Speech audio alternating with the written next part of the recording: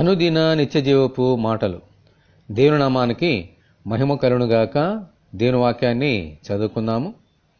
సంగీతములతోనూ కీర్తనలతోనూ ఆత్మ సంబంధమైన పద్యములతోనూ ఒకనికి ఒకడు బోధించుచు బుద్ధి చెప్పుచు కృపాసహితముగా మీ హృదయములలో దేవుని గూర్చి గానము చేయుచు సమస్త విధములైన జ్ఞానముతో క్రీస్తు వాక్యము మీలో సమృద్ధిగా నివసింపనీయుడి.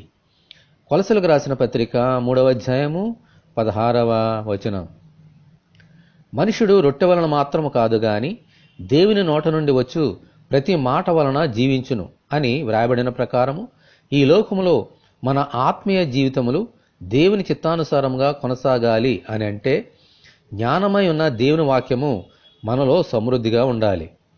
సంగీతములతోనూ వాయిద్యములతోనూ మధురగానము చేసిన దావీదు వలె మనము కూడా కీర్తనలతో పాటలతో గానములతో దేవుని ఎల్లప్పుడూ స్తుతించుచు ఆరాధించాలి. ఇజ్రాయేలులు ఎర్ర సముద్రమును దాటిన వెంటనే తంబురలతో దేవుని గానము చేసి ఆరాధించారు. ఆ కీర్తన ద్వారా ఆయన చేసిన అద్భుత కార్యములను చుట్టుప్రక్కల ఉన్న ప్రజలంతా తెలుసుకున్నారు. ఆమేన్, హల్లెలూయా.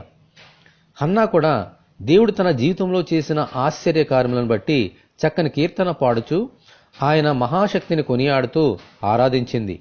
దేవునికి స్తోత్రము కలుగునుగాక. ఆమేన్.